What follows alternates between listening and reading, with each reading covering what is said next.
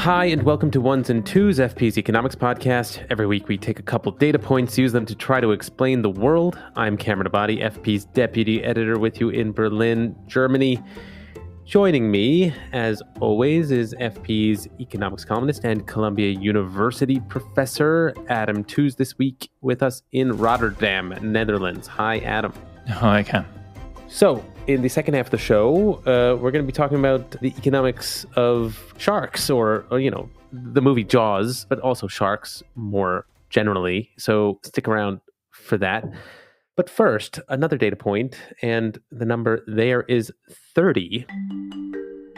That is the number of days that Adam recently spent in China, an extended trip he took, and that we recently talked about when he was in Berlin, and which we thought could be interesting to unpack for listeners.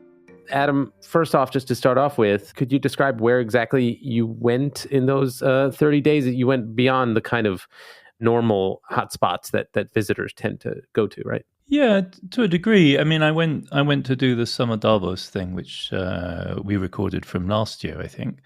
It's my third time visiting China, and this was the first one which wasn't entirely dominated by business. So the previous two trips have all been like all business all the time. The last one was for almost 2 weeks, but the program was just absolutely jammed. There just aren't that many foreigners, quote unquote, visiting China right now. So if you go, and you're willing to make the effort, and it does require an effort because China's not an easy place to access as a foreigner, especially if you're not very fluent Chinese speaker and reader. The demand for conversation is just overwhelming from journalists, from colleagues. So this was the first time really with any kind of breathing space, and was in not Shanghai this time, but Tianjin, where the conference was. Though I didn't get to see much of that. Beijing for 2 weeks, which was all just kind of action.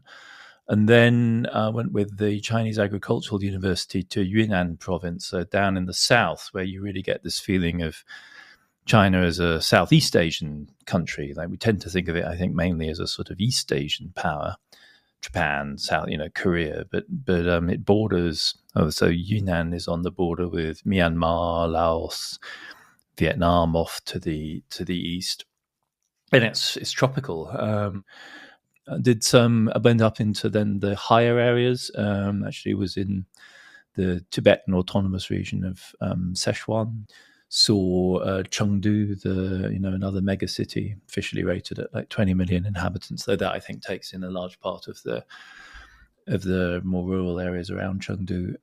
So really got more of a sense of the Chinese countryside, but also cities beyond the center. And the further you go from Beijing, the culture changes, right? I mean, it's a gigantic country. That's what we're going to be talking about. And each one of the major provinces and regions really does have a distinctive, also, political culture. So Chengdu is notably more liberal than most other major Chinese cities. A flourishing independent bookstore scene. It's the gay capital of China.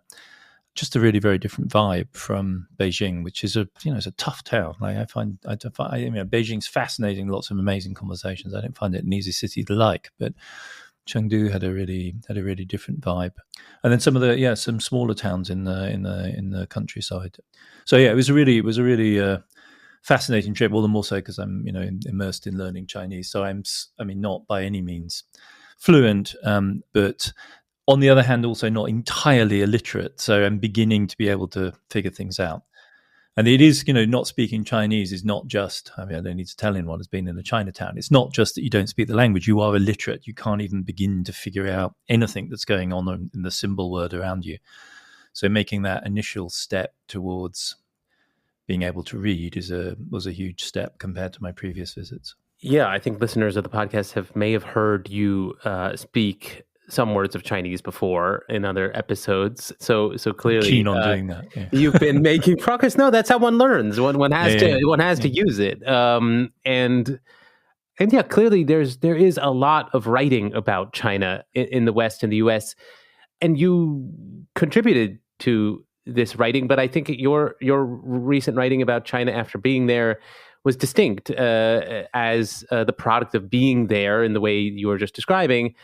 there's so much writing that's sort of abstract and drawing maybe on data points or political observations from afar. But yeah, to really be on the ground and analyzing from there, I think made for a really valuable perspective in terms of China's economy, its politics, its role more generally. And yeah, so maybe to dig down there a bit, I'm curious about your impressions of China's scale, which you were just referencing, and what you're left thinking about how that scale bears on its role in terms of its economic role, its political role, its historic role more generally. I mean, what kind of measuring stick should we be using when we're thinking about China? And yeah, how does that scale come into effect there? Yeah, I mean, as our listeners will know, I'm all about trying to understand the contemporary, right? The actuality, like what's the immediate moments of change that we're living through. And the rise of China is, the bland way of describing the largest transformation in economic history, which just happens to have happened in all our lifetimes. And the central feature of that is simply scale. I mean, there's also difference, and the complexity of Chinese culture will come onto that. But in the first instance, the fundamental thing to try and grasp is scale, and that, is I'm kind of somewhat obsessed with. And I'm very familiar with Europe. I formative years of my life spent here, which is a sizable chunk of a continent. If you take the Western European part, if you take both Western and Eastern European, we're talking like 500 million people, 500, 600 million. So living and working in the US, 330 million people. But like, what does it mean when a unit of the scale of China takes on the significance that it has in the world? And it's just that, I think, is like the first challenge. And in a sense, China observers, they're so familiar with China in the sense that they don't even any longer feel the initial impact that I've had repeatedly in visits to East Asia in recent years, is just the scale of the transformation that's going on around you. I mean, it's totally banal, but like it's worth really calling to mind that when we're talking about China, we're talking about an entity that has the population roughly equivalent to North and South America and all of Western Europe added together. So when we talk about something like Chinese graduates looking for employment, and they're coming from, if we're talking top universities, a cluster of universities no larger than the Ivy League or the Golden Triangle in Europe, and they're picking jobs from a labor market as large as that. Like, the decision to locate outside Beijing is like deciding to work in Rio rather than in New York, or in Rome rather than in New York. Except, of course, and here's another aspect of scale, in China, there are 160 urban areas of more than 1 million inhabitants. And there are, 18 urban conglomerations with more than 10 million inhabitants. Like, there's barely 2 in Europe. There are barely 2 in the United States of that kind of scale. And so, like, finding yourself in a society like this is just a different problem of human organization and orientation. And because of the uniformity that's been created in modern China, it's by no means a given, right? It's a product of modernization, the development of modern Chinese, Pudonghua, like the modern standardized Chinese is a creation of the second half of the 20th century. It now is like this.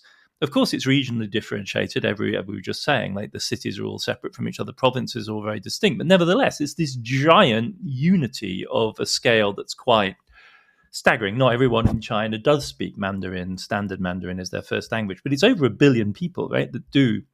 And again, just imagine that you share your mother tongue with 1 billion people. Like that's just a different scale. If you then start looking at economic growth, the numbers are just utterly staggering. China's electricity system today, which is a big thing for me because I'm interested in climate, it's twice as large as the United States system. It's not a little bit bigger or marginally bigger, or GDP numbers, like we argue, like is the US economy bigger than the Chinese one? In monetary terms, that's an open question because it depends whether you use, exchange rate numbers or purchasing power parity. Exchange rate, America's bigger. Purchasing power parity, China's bigger. If you use electricity, it's not a little bit, it's twice as big. If you look at physical production, China doubled, not American, global steel production in less than a generation. So the entire industrial history of the world, instantiated in steel, recapitulated and doubled in the space of a single generation, poured more concrete in 3 years at the beginning of the 2010s than the United States in the entire 20th century.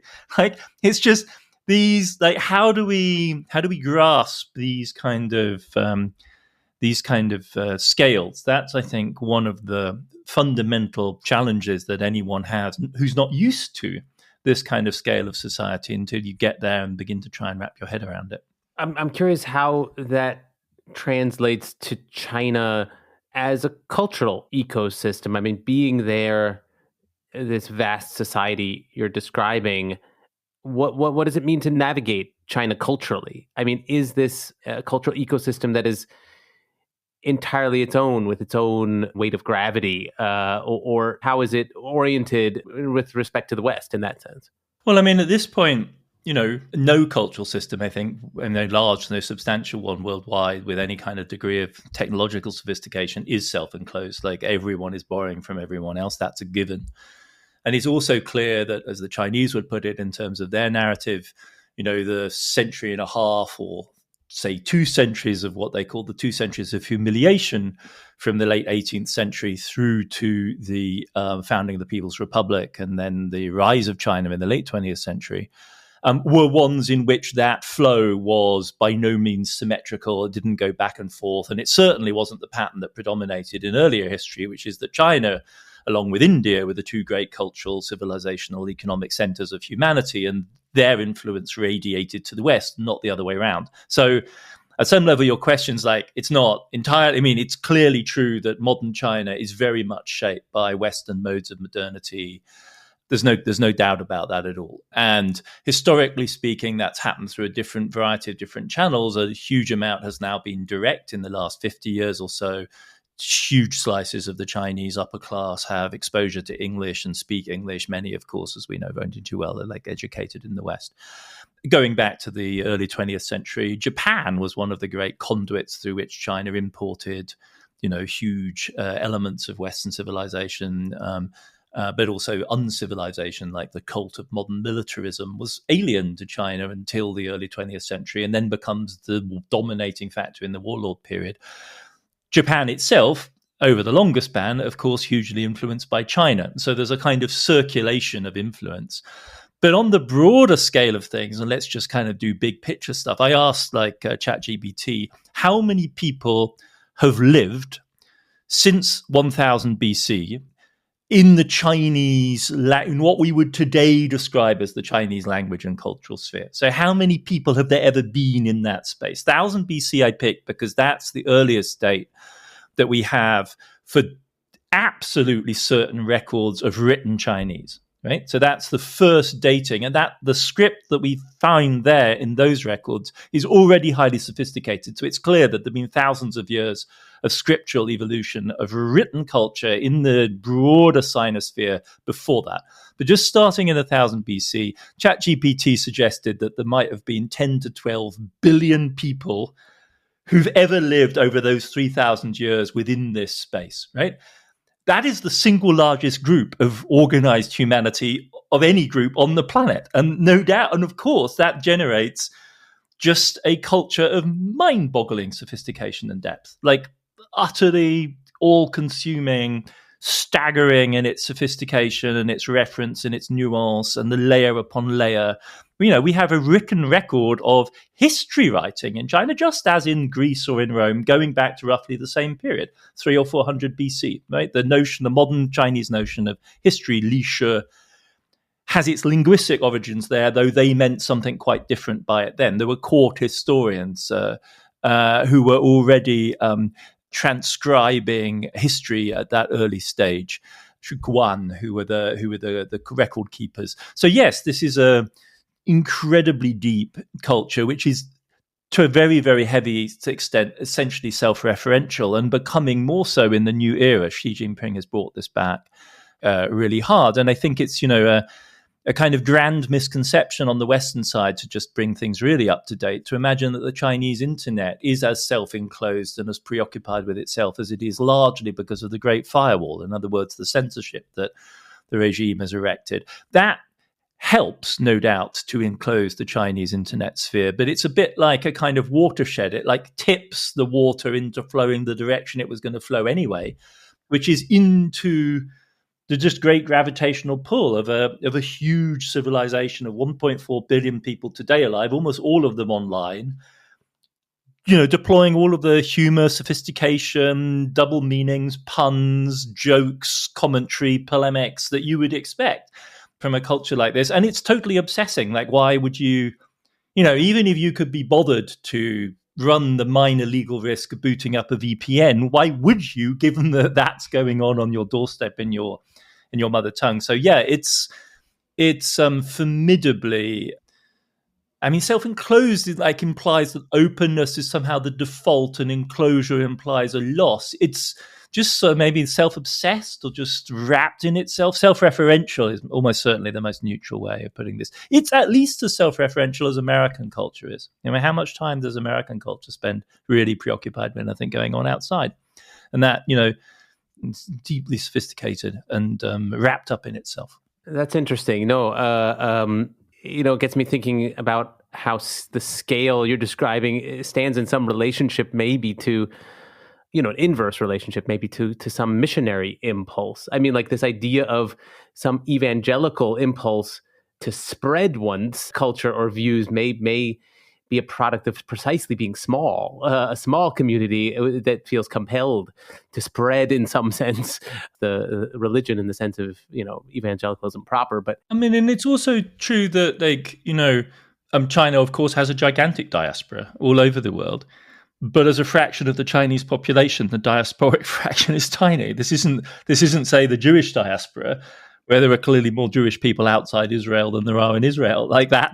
That's not true of China. The diaspora is huge; it's everywhere, but it's a tiny fraction of Chinese society at home, and it's gone through different phases, right? The most missionary phase is now the grandparent generation. So those with vivid memories of the 1960s, 50s and 60s, that's when China really had its modern missionary moment. Today, it's a foreign investor, it's a technological partner, it's a trade partner. But despite all of the kind of fear-mongering about things like Confucius Institutes and so on, insofar as they're involved in various types of regime-orientated activity, it's overwhelmingly towards the Chinese diaspora, and not really even resident diaspora, but populations of Chinese students who are abroad and are monitored, there's no question, I think, by way of various types of agents that the regime employs. But it isn't, about corrupting the minds of innocent Midwestern American students with CCP ideology. That's the Midwestern plan for the rest of the world, not the other way around. So then I wonder whether, scale, which we've been talking about, is in fact the central story when it comes to China's economy, which obviously is an enormous story for the world. But we often see discussions here in the US about, the absolute size of China's GDP, how it may be outranking America's.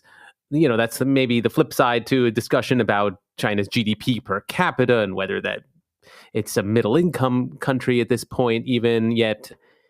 But I wonder whether the more relevant fact is simply its sheer continued growth combined with the fact that it's not, inherited some baggage of earlier modernization in the Western cases. Is the real story about China, this growth precisely at this new technological frontier that China is at? Yeah, the growth story in and of itself is spectacular. And it creates a different dynamic because, when you're rapidly building new capital stock and replacing it, to put it really prosaically, you have the chance to innovate with every new dose of investment you do. And so, for instance, you wouldn't think it because China is still thought of as a country of cheap labor, and relative to labor costs in Europe or the US, it is. But it also has one of the largest robot populations in the world. And that's because if you're building new factories and you want to do state-of-the-art factory construction, you build them with robots. I think the question that hangs over China at the current moment is the real estate story. And this is both a scale and a rate of change story, because it's the largest urbanization push. This isn't real estate as in like Florida or California. It's a world transforming, hundreds of millions of people moving from the countryside to the city and then building these giant urban spaces, which no one has ever seen before on this scale story. And it was the one that drove Chinese growth from the 90s through the 2020s. And it's preeminently, as you're saying, Cam, like a change story. It's not a level story, it's a change story. I mean, it literally means that the vast majority of Chinese people live in apartments and houses that have been built since the 1990s. Like 90% plus of people live in accommodation that's astonishingly recent. So the very, very few people live in old houses by European or American standards.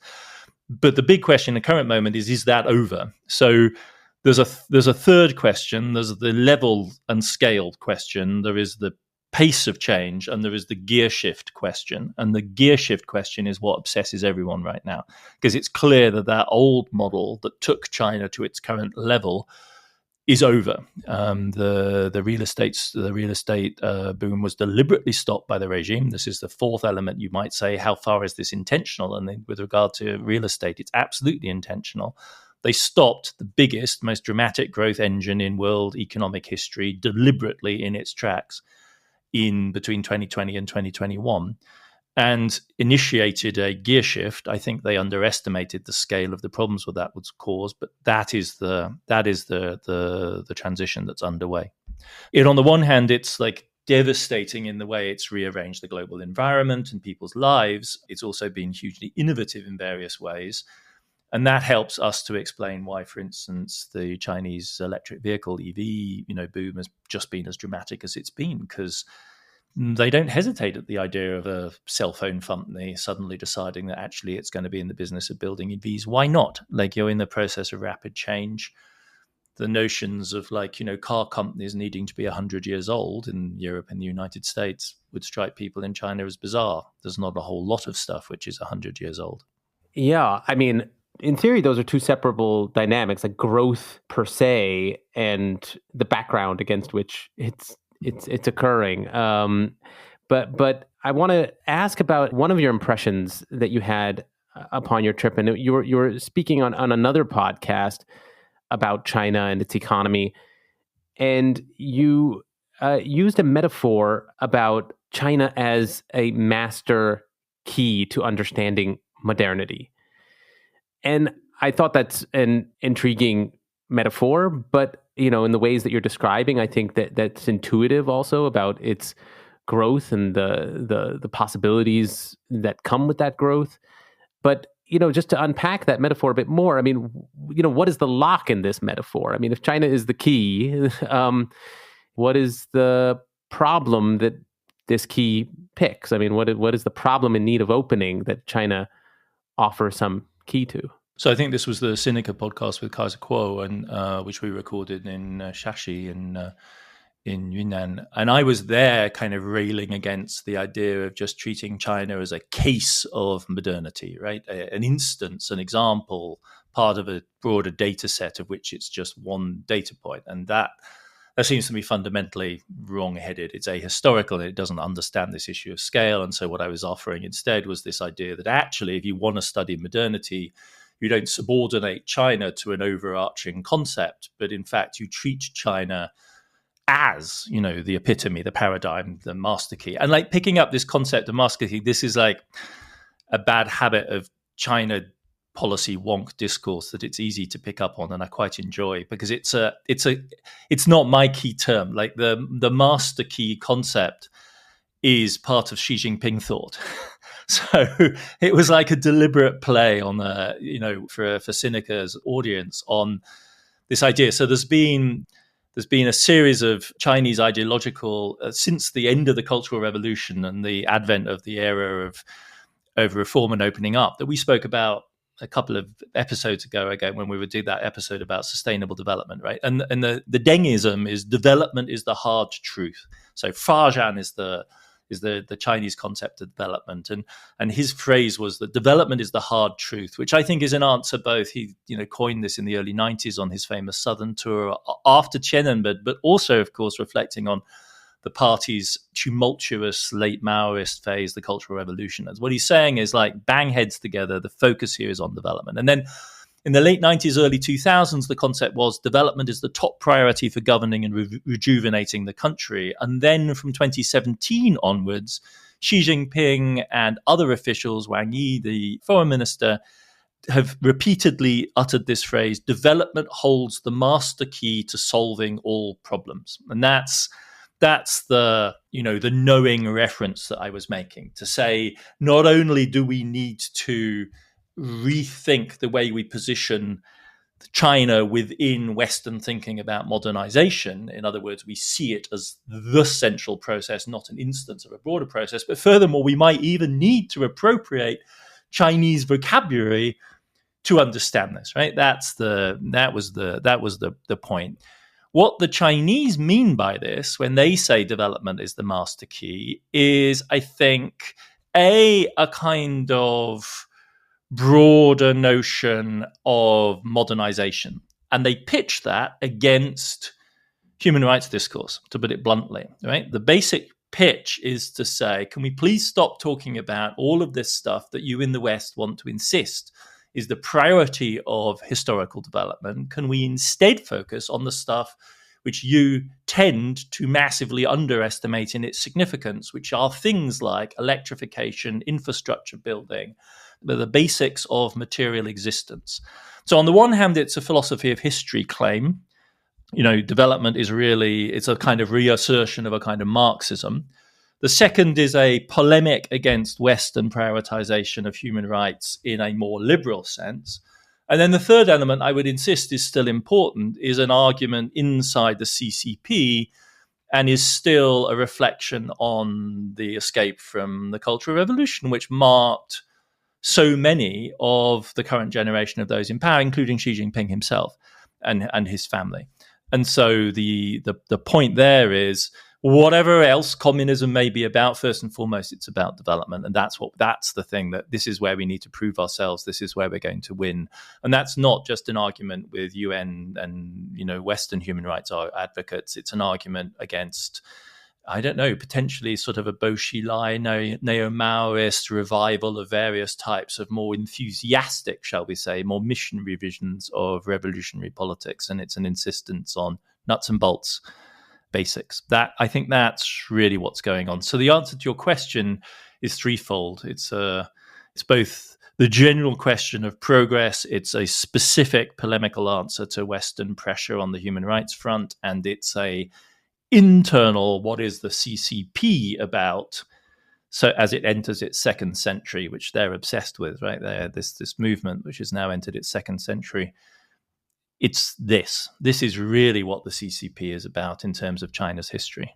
That is very useful breakdown. And again, I do think it's intuitive in a lot of ways, and manifest in a lot of ways, the ways that historic development is captured by economic development in the ways that we're seeing in China. I mean, it seems that we're entering a new historic era just by observing what's happening in China. But at the same time, I wonder whether this could also be too material of an approach to history when we're thinking about historical development and, the economy's role in that. I mean, what about the role of politics, the role of ideas, ideologies, even morality? I mean, in thinking about history and historical development. And is this palpable in China in ways, in being there, in how people there think about history and the historical trajectory that China might be on? Yeah. Do these other categories outside of material development play a role in thinking about sort of China's future and its role in history? I mean, it's such a complex question, and I'm really there are people who are so much more knowledgeable than me. Let me make two sorts of response. Like, one is, I mean, there's no question at all that if you speak to Chinese liberals, dissidents, critics of the regime in China, their critique is not just a critique of repression, right, and the silencing of dissent, but also in part a critique of the heedlessness with which Chinese modernity is being pursued, the bulldozing of much of the urban fabric of modern cities in pursuit of, bland GDP targets set by the regime and then, actuated with enormous energy by provincial officials and city officials and so on. Part of the answer would be, well, in fact, the very worst damage to Chinese culture was not done by this phase of the CCP's history, but by the Cultural Revolution that preceded it, which was truly, an act of spectacular. Well, one reading would be the emancipation and liberation from the extraordinary weight of Chinese tradition. On the other hand, a gigantic act of vandalism and violence of a truly, spectacular variety. Which was just one of the great conflagrations of an ancient civilization that the world has ever seen. And the odd thing is that the current moment is a kind of weird synthesis where you can almost feel the regime going, okay, we get it. We got to bring back like tradition and culture, and I mean, they're no one is more assiduous in attempting to revive, and revalue and give space to traditional norms. The party in its ethics is incredibly petty bourgeois. It kind of reminds one of late stage East Germany or something. I mean, it's very emphatic that homes are not for speculating with, and kind of a re-emphasis on the family and procreation. Now they're trying to get people to have multiple kids. Like it's quite a conservative reconsolidation that Xi Jinping's kind of brought about. It's a little reminiscent. This is a far-fetched analogy, perhaps, but kind of Stalinism in the 30s after the turmoil of the 1920s. None of these analogies are really quite fit. And again, China is sui generis in doing its thing in general. So that's kind of my mixed, ambiguous response at the concrete level. In general, I would just submit that I find this dualism of materialism and idealism, one could say that one of the things that, one of the thoughts which Chinese modernity we might reconsider our theories of modernity precisely on this axis, because if anything, this is a kind of more Hegel than Marx, if you like. It's more about the kind of transcendent logic of a political elite actually shaping the course of China's development, of course, in conjunction with market forces and massive forces of social change, than it really is of a pure materialism, a pure market logic, or something simple like that. Well, yeah, certainly that is food for thought. And the idea of China being more a Hegelian debate than a Marxian one is definitely something I'll be thinking some more about. But we should take a break here because we want to come back in a second to talk about the economics of sharks. So yeah, stick with us.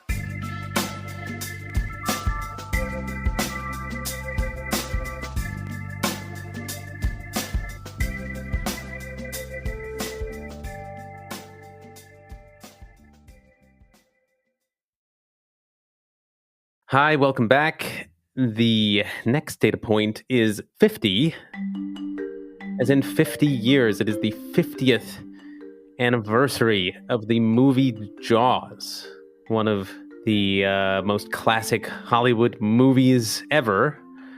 Of course, it is the movie about the killer shark that terrorizes the New England beach town of Amity. Ultimately, the shark, who is never really named Jaws in the movie, but the shark is done away with after some heroism by 3 locals, but not before several residents of Amity are killed in the water. Yeah, we wanted to discuss the economics, and believe it or not, there are economics related to the movie Jaws and sharks more generally. But yeah, this was sparked by my recently watching the movie at my home and making the mistake of watching it with my kids. Word to the wise, don't watch it with a 5-year-old.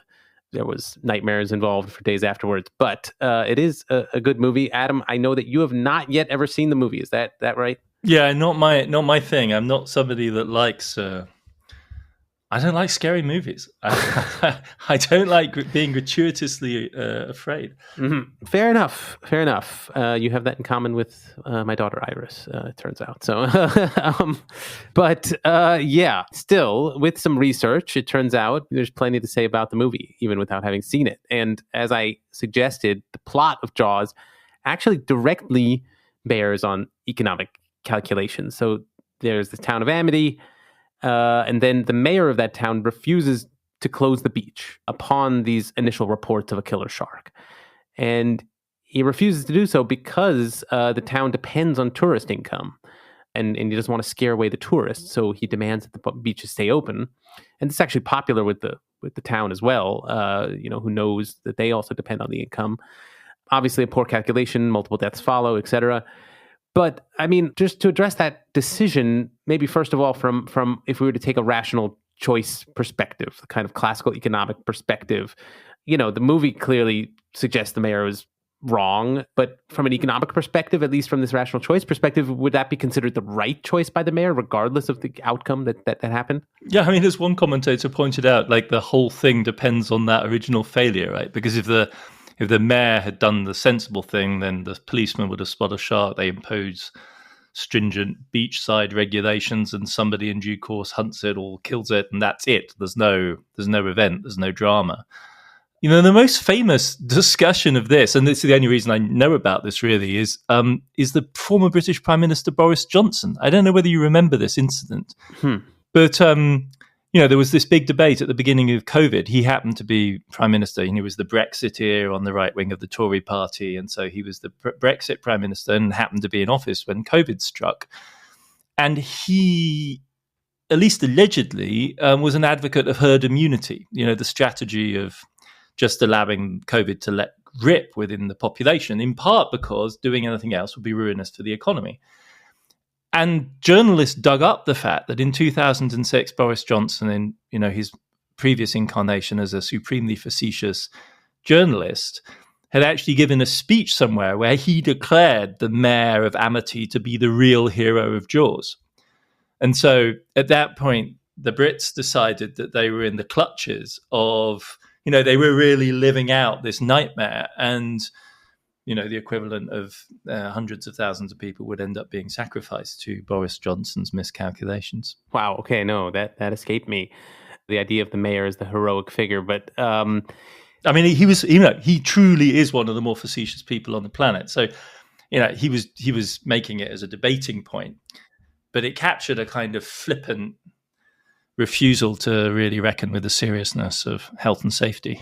Yeah.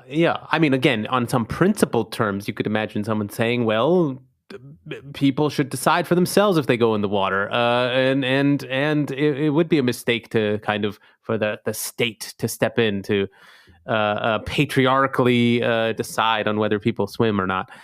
And I suppose there are people out there who would take that perspective, facetiously or not. But Boris Johnson is not the only political figure it turns out to have seen and liked the movie. Apparently, Fidel Castro was a fan of the film. And that got me thinking about what a Marxist reading of the film would consist of. And apparently there are multiple such readings. And I'm curious if you could unpack a sort of Marxist perspective on Jaws for us. Yeah, I mean, I really have been going deep down the rabbit hole of vicarious Jaws commentary because, this is like pretty second order. This is in fact like third order stuff, because I think the smart answer to this question is you tell me your reading of Jaws and I'll tell you what kind of Marxist you are. So, there's a third world Marxist, which will be that Jaws represents the menace to American society from the great other, which could be like the communist conspiracy of, against the United States. Or there's the Freudian Marxist who would see the fear of being eaten alive as the return of the repressed fears created by cellophane consumer capitalist society. Or there's the Frankfurt School reading of Jaws, which would be that the Nantucket beach represents consumer society with its kind of glossy summer society disrupted by, the primal fear of the cave. Or there's the literary critic Marxism, which would compare the text of the film with the text of the novel it was based on and draw a series of conclusions from the fact that characters in the film apparently are very differently weighted from characters in the novel, and the novel contains a rather interesting backstory about World War II,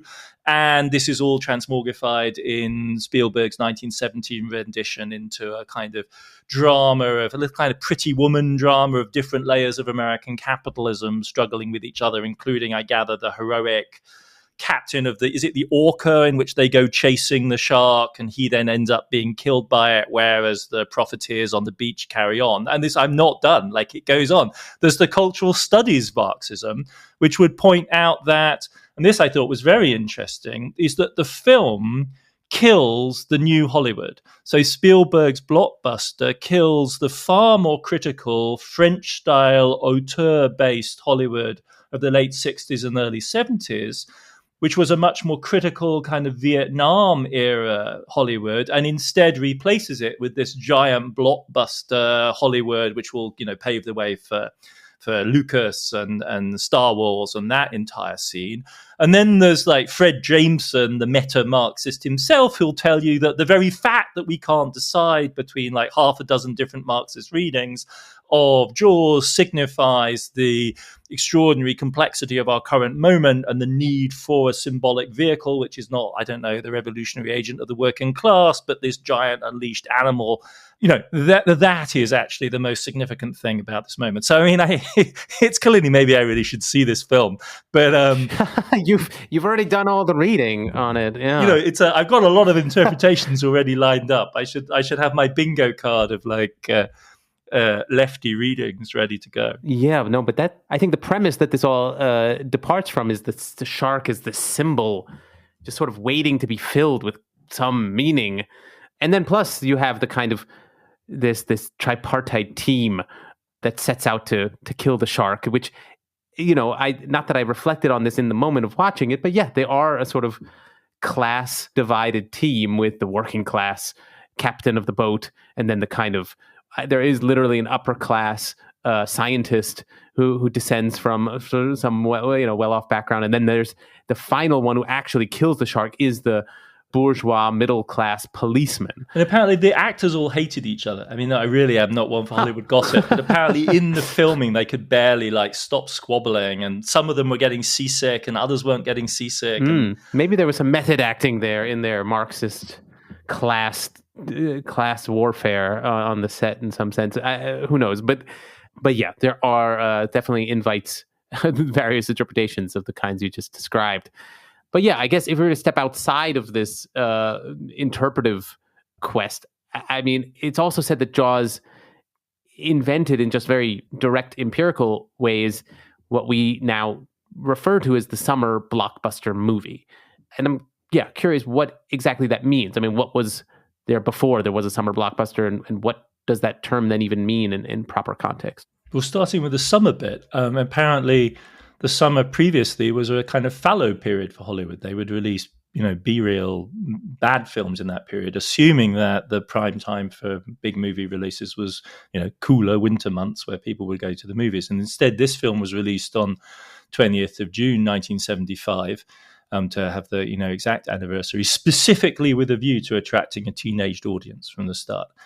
And they didn't, they left nothing to chance. So this was also the first film which had an absolutely massive promotional blitz. I think its budget was 9 million and 1.8 of that maybe went on promotion. So it was like a hugely promoted film. They released it simultaneously in over 400 theaters. Apparently that wasn't the norm. I mean, the period blockbuster I really did grow up on was Godfather, and that apparently was only released in 5 theaters. And then they built a kind of bow wave of excitement about it and then launched it in more. With Jaws, they went straight in. They'd been doing very heavy-duty advertising on television, the relevant programs in the weeks before the release. And it was also, to that extent, the first film where they really discovered the franchise model, the thing that we take for granted today, where there are T-shirts and there are spin-offs and there are toys and all of that which of course was so much a feature of, say, the Star Wars films that followed. This is the first moment where they really understand that kind of concept. So, wearing a period 70s T-shirt of Jaws, for somebody of my generation is like it's immediately evocative. And all of this ended up being just the biggest, most outside commercial success that Hollywood had ever achieved. So I think all told, it cost $9 million. Maybe that does, maybe it doesn't include the promotion. Doesn't really make a difference because they earned $470 million. They hit $100 million within days of the release. So it was just the most stupendous economic success. And that completely flipped the script in Hollywood and killed off the more thoughtful, complicated filmmaking that actually is, the sort of thing that I have actually seen a few more of the late 60s and the early 70s. But this is the film that changed that model. And as I was saying earlier on, it seems very reasonable to think of this, as Star Wars clearly was, as a kind of post-Vietnam recovery film. And in this case, it's by way of distraction, it's by way of thrills, and then they really apparently set out to scare the audience more than any audience had been scared before. So it goes back to the origins of filmmaking, where they would do very deliberately, provocative stunts, drive railway trains into the that kind of into the audience, provoke shock and awe, and it worked. Yeah, no, that is useful, I think, to reflect on. I mean, we're so used to now thinking of movies appearing on a certain opening date and appearing everywhere on that date, but that really wasn't the case before. And Jaws literally invented that idea that they would be available everywhere to everyone at the same time. And what that does, and the ways you were just describing, is that it makes movies a marketing phenomenon, because you need to make everyone aware of it, and then that obviously then gives power to the studios with that marketing muscle rather than, I guess, the directors. So Jaws is responsible for all of this that comes afterwards, I guess. But to take a step back now, maybe to this more symbolic conversation we were having before, I mean, outside of the context of Jaws, it did strike me that the shark, generally speaking, is a kind of colloquial metaphor of the capitalist, right? I mean, we have these terms like the Shark Tank, this TV show in which the kind of capitalists are referred to as these sharks, or lawyers sometimes are referred to as sharks. I mean, I'm just curious where that derives from. I mean, it strikes me that must extend beyond Jaws, a phenomenon of the last 50 years. And I wonder whether it has to do with this fact about sharks, which is sometimes referred to in other contexts, that they constantly need to be moving in order to stay alive. There's even a scientific, the reason for that is this apparently phenomenon, ram ventilation, that makes them, they need them to keep moving in order to breathe. And yeah, is that the connection with kind of the insatiability of capital accumulation? Is that why we sort of have this metaphor that we refer to in the first place? I mean, it goes back a long way, I found out. I mean, originally sharks weren't called shark in English. They were called dogfish. And the appellation shark kind of emerges, it seems, I think, in the 17th century. And pretty shortly after that, by the early 1700s, shark is already being used to designate a rapacious or predatory person. And over the course of the 18th century, the course of the 1700s, this becomes really pretty firmly established. So the Oxford English Dictionary, the Etymological Dictionary, has 1769 the use of the word land shark, so a speculator, swindler. A lot of literary people associate this notion with the emergence of the sublime, so the romantic sublime, the idea of nature as both beautiful and terrible. Volcanoes would be one instance, sharks would be another. Certainly by the 19th century, it's very well established. So Melville has a sea attorney who's the shark as a grasping, litigious figure. And then Marx describes Louis Bonaparte as a stock exchange shark. And that's one of the earlier uses of an association with finance. But by the turn of the 20th century, both the OED and Merriam-Webster date the first use of the term loan shark to 1905. So it's pretty well established in the canon of critique. And it has something to do, I'm sure, with that notion of restlessness, of scale, of beauty, but also savagery, which seem essential as ways of grasping what what modernity is from quite an early stage. I mean, if one was to be facetious, one would say it's terribly unfair to sharks because though capitalism will bite you every day, it's incredibly unusual for sharks to do so. I mean, there's no more than 100 shark attacks every year of all kinds, of which about half are provoked by idiots trying to feed them or stroke them, and about half by what are so-called unprovoked attacks of people being in the water. Very, very few types of shark will choose humans as victims. The vast majority of them will apparently mistake humans for seals, which they do like to eat. So, yeah, it's very unfair on the shark. I did read about this, about how a fair number of shark attacks are provoked by people going out of their way to pet them. I mean, I don't know who those people are, but yeah, they are. It's a very, I mean, if you've ever touched one, it's an interesting thing to touch a shark because they have this sandpaper skin. Well, don't count on me doing that anytime soon. But I guess to end off with, I wanted to ask about sharks now as a business of their own. You know, it does seem like sharks have become a big industry. You know, there's not just entertainment about sharks. So the Shark Week is on television, apparently, and various television channels, but there's shark tourism, shark entertainment of various other kinds. Yeah, what is the kind of shark business in its current state? Well, I mean, I think broadly speaking, it's hard to pin down this precise sharky element of this, but I mean, there are two big industries which are directly involved here, and one is surfing and the other one is scuba diving, and those are the people who are most directly in harm's way.